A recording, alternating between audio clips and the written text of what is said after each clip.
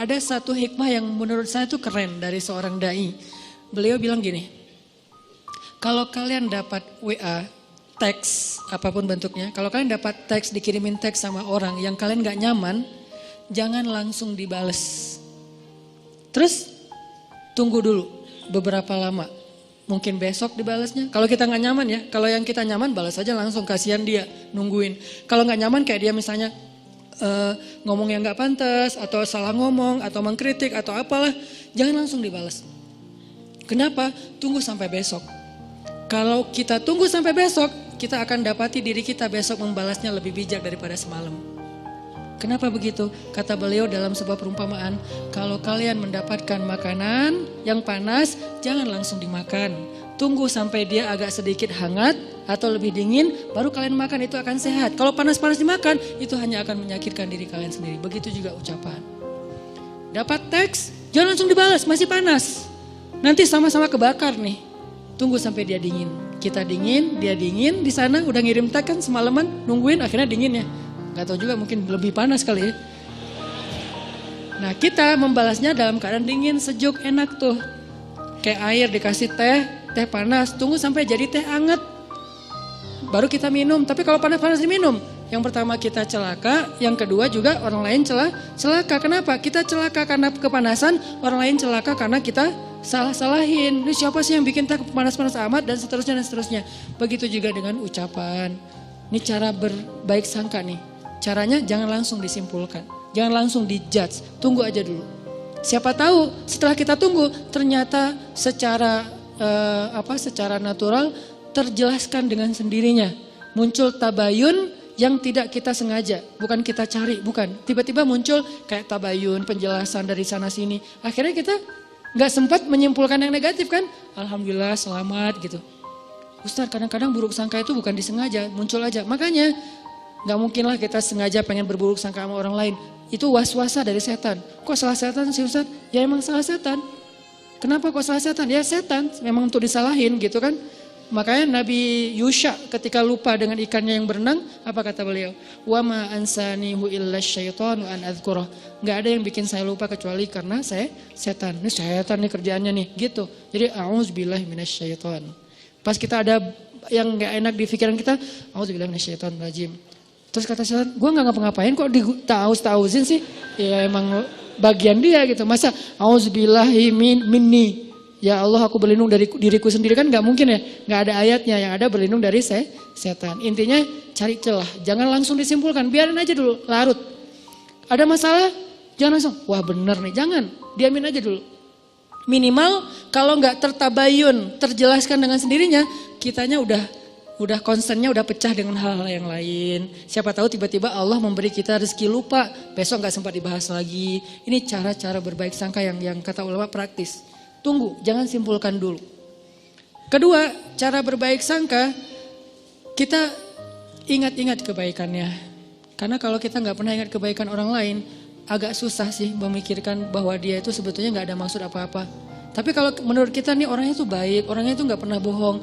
Begitu ada orang bilang dia bohong lu kemarin, kayak gak mungkin deh. Soalnya setahu saya dia tuh orangnya selalu jujur. Nah kan karena kita ingat bahwa dia jujur, susah percaya kalau dia bohong. Karena kita ingat dia orangnya setia, susah percaya kalau dia selingkuh. Karena kita ingat dia orangnya perhatian, susah percaya kalau dia cuek. Ini nih ingat kebaikan. Seingat mungkin, kalau perlu kita bikin program buat diri sendiri berbaik sangka dalam rangka mastata'tum, semampu kita catat. Dia pernah gini sama saya, dia pernah bantuin saya, dia pernah. Sesekali kita minta tolong, dia gak bisa tolong, kita akan lihat dulu sih dia selalu nolongin saya. Kok sekarang dia gak nolong? Kayaknya dia lagi ada masalah juga. Tapi kalau kita lupa, dia emang gitu orangnya, susah banget dimintain tolong. Padahal setiap hari nolong. Kecuali kali ini. Nah ini cara berbaik sangka, ingat kebaikan orang lain. Kalau gak ada Ustaz, siapa bilang gak ada? Gak mungkin gak ada, kecuali Firaun. Tuh Firaun aja masih ada kebaikannya apa? Masih mau menampung Musa kecil di rumahnya, walaupun sebetulnya dia gak suka kepada Musa itu. Masih mau, gara-gara apa? Gara-gara sayang sama istrinya.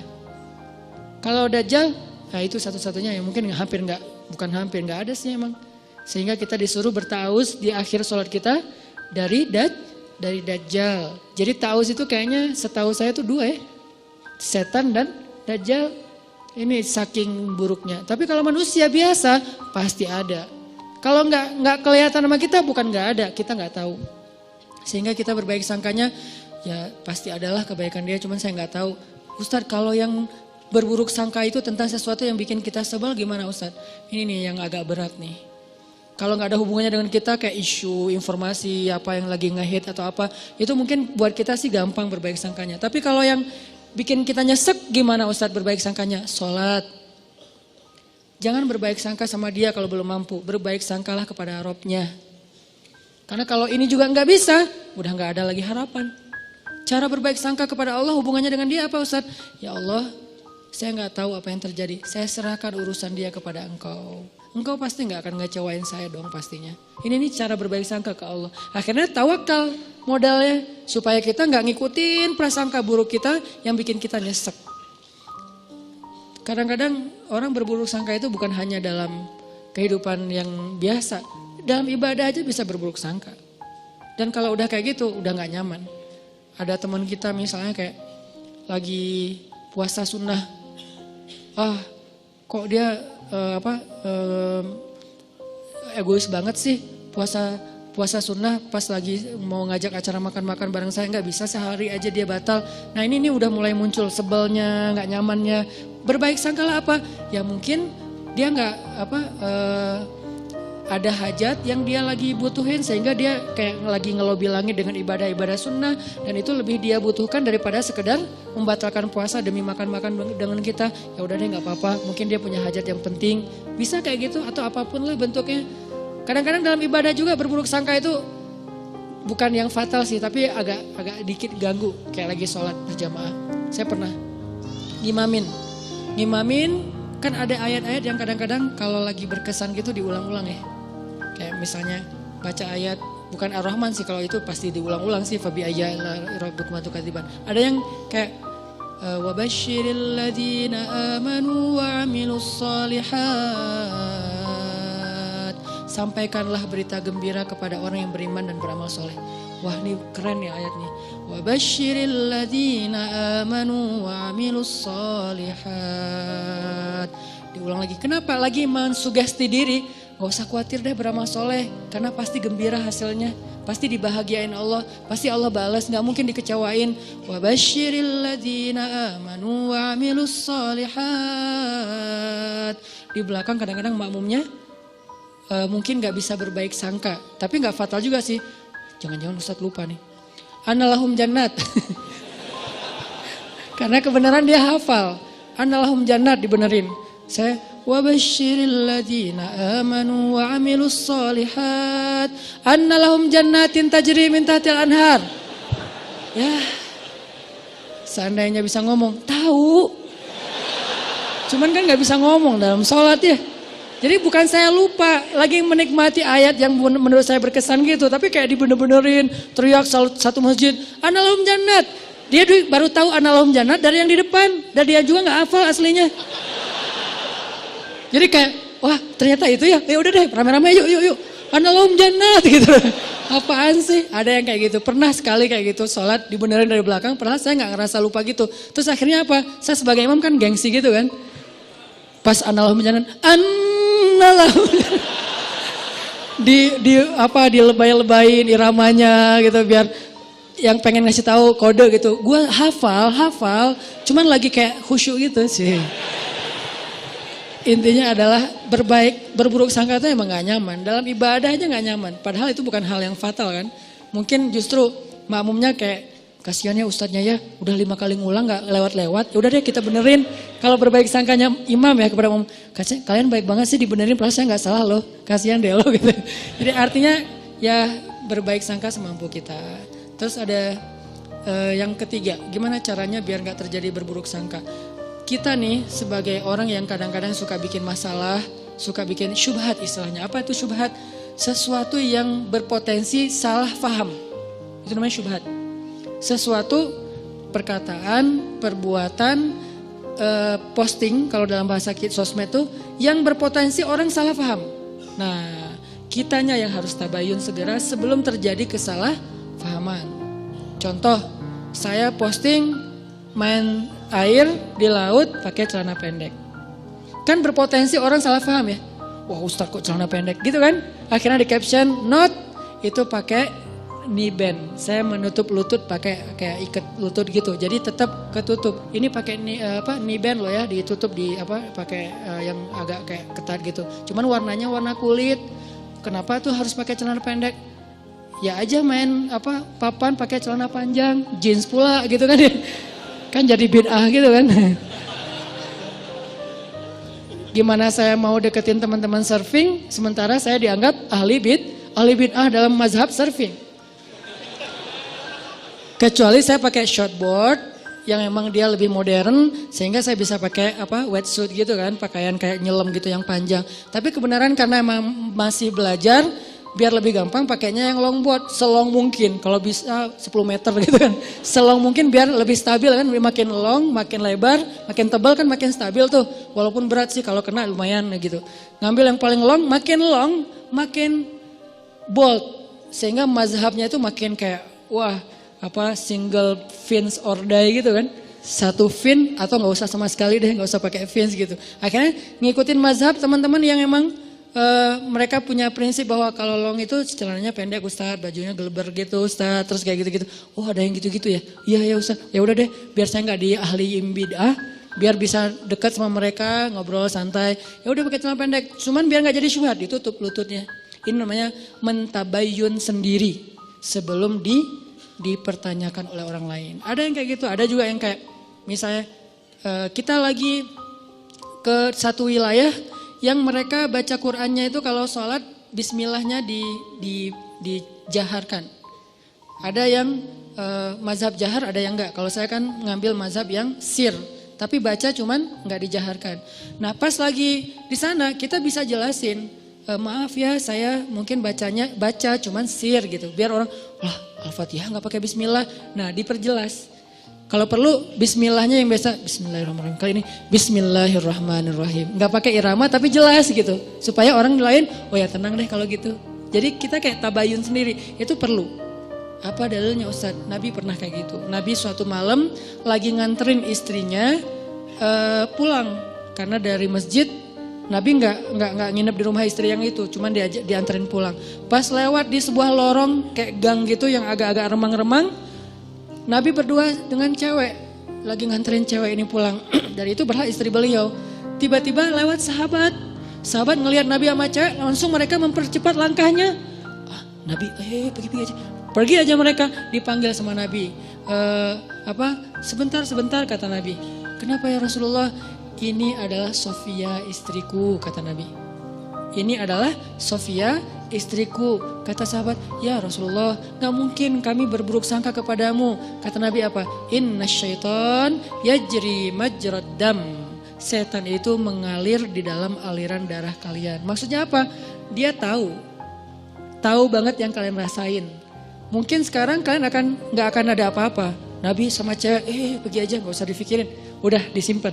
Besok ada yang ngomongin atau ngelihat sekali lagi. Bener ya kayaknya semalam yang kita lihat. Nah jadi gitu tuh. Daripada jadi omongan, maka Nabi langsung tabayun. Sebentar. Ini Sofia istriku, kata Nabi. Oh iya, berarti udah gak ada fitnah. Ini namanya tabayun langsung. Kadang kita sebagai objeknya yang harus aktif. Kalau kita lihat sikap kita, postingan kita, ucapan kita, teks kita, caption kita tuh bisa mengundang salah faham orang yang membaca. Dan itu kan banyak. Tulisan-tulisan yang kalau orang baca salah paham. Kenapa salah paham? Karena mungkin memang tulisannya agak-agak multi tafsir. Maka butuh kayak footnote-nya, butuh penjelasannya, butuh apanya. Itu namanya tabayun. Jangan tunggu orangnya, jangan suuzon dong tabayun dulu. Kalau emang yang kita lakukan emang akan muncul potensi salah paham, kita aja yang langsung tabayun. Termasuk kayak lagi lagi bikin event, saya beberapa kali bikin event, muhasabahnya pakai back sound. Saya udah minta fatwa, saya tanya Ustadz Abu Somad, Ustadz, saya muhasabah pakai back sound, boleh nggak Ustadz? Di dalam masjid atau di luar? Di luar, boleh. Tanya ke yang lebih senior lagi, namanya Bang Zikri, kakak kelas saya namanya Dr. Awalu Zikri, dokter di bidang fikih. Berarti beliau kan lebih ini lagi ilmunya. Bang, saya pakai backsound tapi di luar masjid, di gedung gitu pas muhasabah. Boleh enggak? Doa itu ibadah mutlak kata beliau. Arti ibadah mutlak tidak terkait dengan cara tertentu, maka boleh selama backsoundnya tidak berlebihan. Kalau backsoundnya mungkin yang lebih kencang daripada doa mungkin ya agak-agak gimana gitu kan ya. Terus pakai, dulu kan jarang ada tablik akbar pakai flashlight ya. Terus kita bikin tablik akbar beberapa kali pakai flashlight. Pas bagian apa? Pas bagian lagu Indonesia Pusaka. Pakailah flashlight. Mulai dihujat nih. Dihujatnya apa? Kajian kok kayak apa gitu kan ya. Kayak ikut agama lain atau apa gitu. Kayak pakai lilin atau apa gitu. Oke, saya yang salah, lupa tabayun. Alhamdulillah, bukan alhamdulillah ya. Qadarullahnya sekarang banyak para habaib, Masya Allah. Mereka selawatan juga di acara crowd event gitu pakai flashlight kan. Ada Habib siapa gitu, yuk kita selawatan nyalain flashlightnya. Buat apa sih? Buat lebih semarak, lebih semangat gitu. Termasuk Ustaz Abu Somad juga bikin pakai flashlight. Karena saya juga ngomong sama Ustaz Abu Somad kan sering kontak-kontakan. Ustaz saya pakai flashlight loh dan dituduh gini-gini. Kata Ustaz Abu Somad, kita bikin komunitas yuk. Komunitas apa? Komunitas korban tahzir kata beliau. Karena kayak saling curhat-curhat gitu. Oh iya Ustaz, maksudnya gak apa-apa selama itu bukan di dalam masjid. Akhirnya besok-besok kalau saya bikin event, saya jelasin, ini di luar masjid ya gitu.